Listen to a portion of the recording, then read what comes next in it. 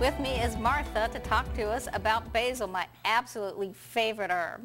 Welcome, Martha. Thanks, Julie. It's great to be here again. So there are a lot of different kinds of basils, and so what are the most popular ones? There's tons of basils. There's probably over 100 types of basils, Julie, but some of the most common is sweet basil. Sweet basil is the most common, and then there's cinnamon basil, lemon basil, opal basil, and Thai basil.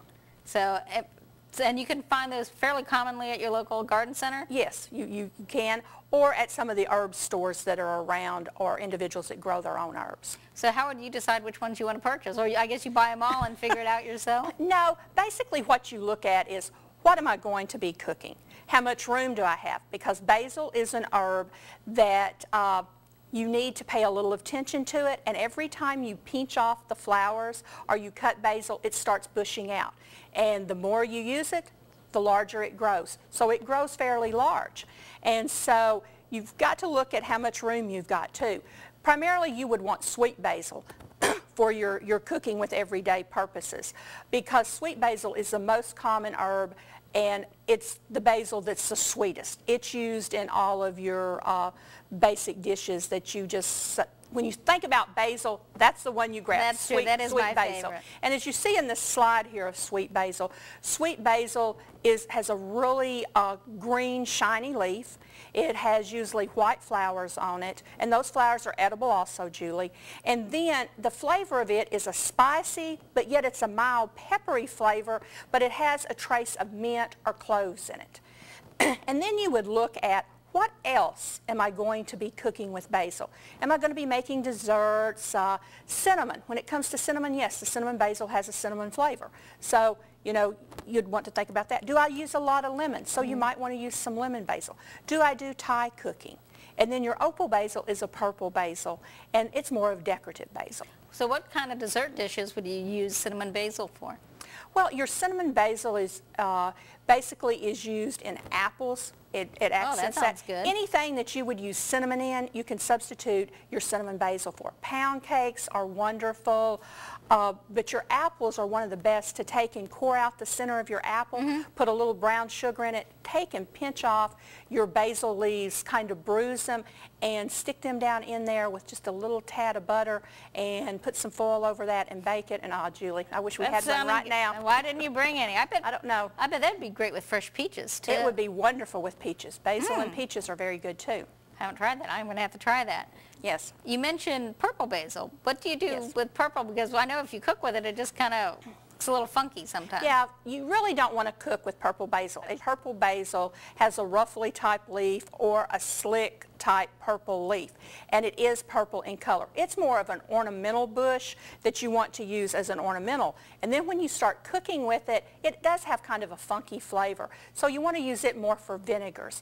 And we do have, if you go to our website, Solutions for Your Life, we do have a Edith's publication on making vinegars, and the vinegar, keep in mind, will be purple, so it does turn the vinegar purple. And you could do decorative bottles? Yes, you can do decorative bottles with that. Also, you can use it in your crafts because it doesn't lose its color. So if you're doing a wreath, like a rosemary wreath. Oh, so you could dry basil. Well, now that's another story too. When you start drying basil, Julie, your basil will turn black. And a lot of people say, it doesn't sound overly attractive. It doesn't sound overly attractive. So the purple basil does not turn black though, but your regular sweet basil and your Thai basils will turn black.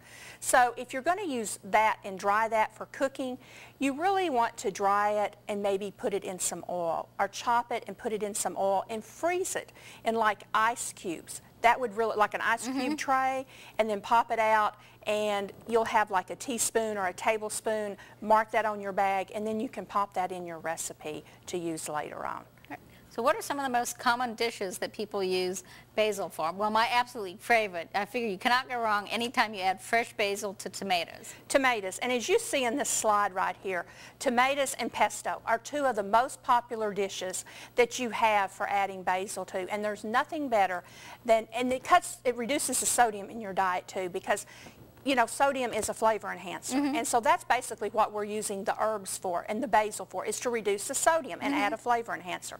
So if you take a pan of tomatoes and slice them.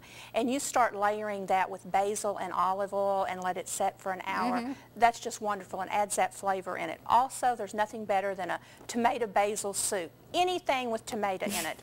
That's true. Right. All your Mediterranean, your Italian dishes, and some of your Thai dishes usually have some basil in it. Your stews, your stuffing can even have basil in it. Rice, just like your pasta, you can season that with your pesto or with your fresh basil. Your chicken, your fish is another one. Of course, dill is probably your better one for fish, but you can mildly use basil and a mixture of basil, lemon, and onion on your fish, and salmon is very good that way. Your vegetables, you can kind of roast your vegetables with your basil. I still am partial to the rosemary, but you can chop up your basil, fresh basil, mix that with your little olive oil, drizzle that with your potatoes or your vegetables, and grill or roast those, and they're just delicious. Something that I've done that's really kind of a cool way to do it is if you have a bunch of cherry tomatoes, because a lot of times once you get them going in the garden, you just have them, you can actually roast your cherry tomatoes with a little bit of olive oil and some basil. Just kind of toss them together and roast them. Yes, and I tell you something else, you brought up the cherry tomatoes. I like to take the cherry tomatoes and slice them in half and take your fresh mozzarella cheese balls and throw in some basil and olive oil, and that makes a delicious salad with the little arugula in there. That's good. You can also, if you do hors d'oeuvres, you can core out your cherry tomatoes and mix some reduced fat cream cheese with fresh basil and cram it in there, and they look impressive and they're really yummy. Right, and basil too, Julie, we referred to pesto, and in this next slide you'll see pesto is commonly used made out of basil. It's a mixture of your basil, your olive oil, pine nuts, garlic, and Parmesan cheese, and it's used primarily on your spaghettis or your sauces and in your stews. But the pesto can be made ahead of time. The only thing is you omit the garlic because you don't want to freeze garlic.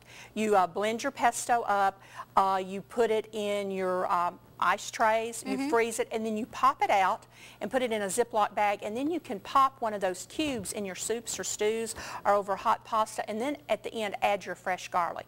But it will disflavor if you add the fresh garlic and freeze it. Great. It kind of makes me hungry just thinking about it. Oh, it sure does. And also when you make pesto, if you can't find pine nuts or don't want to spend the extra, you can use either omit it or use walnuts. Right. I think I haven't ever heard of it with any other nuts besides walnuts or pine nuts. Well, I have. I didn't have any walnuts or pine nuts, and I used pecans. And what I did was I used about a teaspoon less of the pecans, and it worked okay. The flavor was a little different, but it still was good.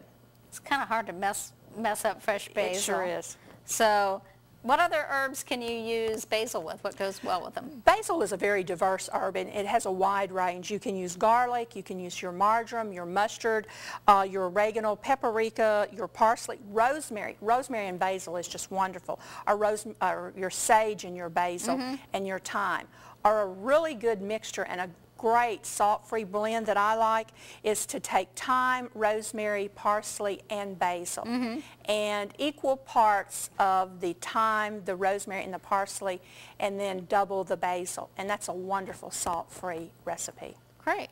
Well, thank you, Martha.